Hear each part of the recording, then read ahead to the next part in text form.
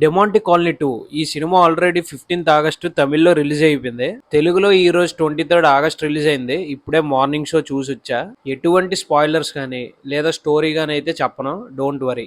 Simple గా చెప్పేసి movie మీద నా ఫైనల్ రివ్యూ అయితే చెప్తాను. మరి మూవీ రివ్యూలోకి వెళ్లే ముందు మన ఛానల్కి ఎవరైనా కొత్తగా వచ్చేట్లయితే నా పేరు Ajay Davidson. Welcome to my YouTube channel. ఈ ఛానల్లో మనం ఫ్యాషన్, లైఫ్ స్టైల్, ట్రావెలింగ్ కోసం డిస్కస్ చేస్తాం అండ్ మూవీ రివ్యూస్ కూడా.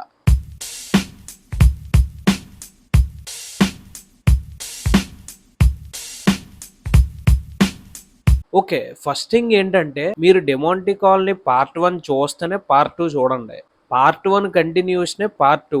అది వేరే స్టోరీ, ఇది వేరే స్టోరీ అయితే కాదు. పార్ట్ 1 క్లైమాక్స్‌లో ఆ ఫ్రెండ్స్ గ్రూప్‌లో ఎవరైతే మెయిన్ మెంబర్ ఉన్నారో అతను మనకు చనిపోయినట్టు చూపిస్తారు. ఈ పార్ట్ 2లో అక్కడి నుండే స్టార్ట్ అవుతుంది. ఇది ఎటువంటి స్పాయిలర్ కాదు. హీరో బ్రతికే ఉంటాడు. మీరు ట్రైలర్‌లో కూడా చూసి ఉంటారు. పార్ట్ 1లో హీరో చనిపోతే పార్ట్ 2లో హీరో ఎలా బతికాడు? అది తెలుసుకోవాలంటే పార్ట్ 2 పక్కా చూడాలి. పార్ట్ 1 ఎప్పుడో 2015లో వచ్చింది. అప్పుడు నేను స్కూల్కి వెళ్ళేవాడిని. ఆ సినిమా టీవీలోనే చూశాను.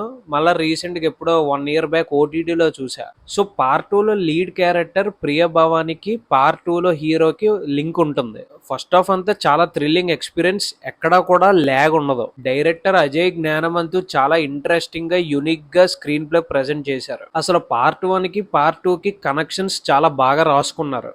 ప్రతి డీటెయిలింగ్ తెలుస్తుంది అండ్ మనకు కూడా ఒకసారి పార్ట్ 2 రీకాల్ చేసుకున్నట్టు ఉంటుంది. కాకపోతే ఇంటర్వెల్ సింపుల్ గా వచ్చేస్తుంది. పెద్ద ట్విస్ట్ లాగా ఏం చూపించరు. సెకండ్ హాఫ్ లో థ్రిల్లింగ్ తో పాటు మెల్లగా హారర్ లోకి తీసుకెళ్తారు. బట్ పార్ట్ 1లో ఉన్న ఆ థ్రిల్ అండ్ భయం ఇందులో కనిపించదు. బిగ్ మైనస్ ఏంటంటే సెకండ్ హాఫ్ మ్యాక్స్ అంతా ఒకే ప్లేస్ లో షూట్ చేశారు. 2-3 సీన్స్ కి థ్రిల్లింగ్ అనిపిస్తుంది, భయం అయితే వేయదు. క్లైమాక్స్ అయితే చాలా బాగుంది. రీసెంట్ టైమ్స్ లో హారర్ మూవీ క్లైమాక్స్ కన్నా చాలా బెటర్ ఇది. అండ్ ఇంకో మెయిన్ థింగ్ ఒకటి చెప్పాలి. పార్ట్ 1లో ముఖ్యంగా 2 మెయిన్ థింగ్స్ ఉంటాయి అన్నమాట. ఒకటి బుక్, ఇంకోటి చైన్. పార్ట్ 1 మూవీ చూసిన వాళ్ళకి ఇది ఐడియా ఉంటుంది.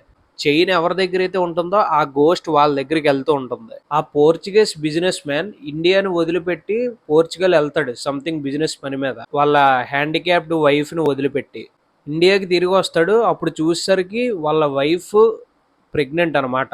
వాళ్ళ ఇంట్లోనే ఎవరో వర్కర్ తెలియకుండా చేస్తారు. వాళ్ళ వైఫ్ హ్యాండిక్యాప్డ్ కాబట్టి ఇది ఒక అడ్వాంటేజ్ గా తీసుకొని వాళ్ళ వర్కర్స్ లోనే ఎవరొకరు తనని ప్రెగ్నెంట్ చేస్తారు.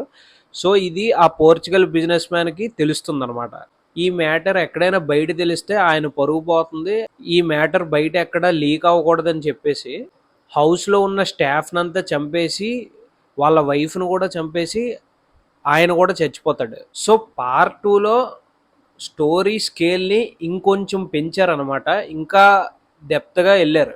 ఈ ఒక్క పోర్చుగల్ గోస్టే కాకుండా ఈయనకి ఒక కింగ్ ఉంటాడు అనమాట. ఆ కింగ్ స్టోరీ ఏంటి, అసలు ఆ కింగ్ పార్ట్ 2లోకి ఎందుకు వచ్చాడు? సో స్టోరీ ఇంకా పెద్దగా చేశారు. ఆ కింగ్ స్టోరీ ఏంటనేది మీకు తెలియాలంటే పార్ట్ 2 చూడాలి. Music director Sam. Tamil movies ఎక్కువ చేశారు ఆయన. ఈ మూవీకి కూడా బాగానే మ్యూజిక్ కంపోజ్ చేశారు, బాగానే ఉంది. ఓవరాల్ మై రివ్యూ 5కి 2 stars ఇవ్వచ్చు. ఒకసారి చూడొచ్చు మూవీ, పర్లేదు. మూవీ అయితే ఇంట్రెస్టింగ్గానే ఉంది. అండ్ ఛానల్కి ఇప్పటివరకు ఎవరైతే సబ్స్క్రైబ్ చేసుకోలేదో please do subscribe. And video నచ్చితే లైక్ చేసి షేర్ చేయండి. See in the next video buddies. Signing of.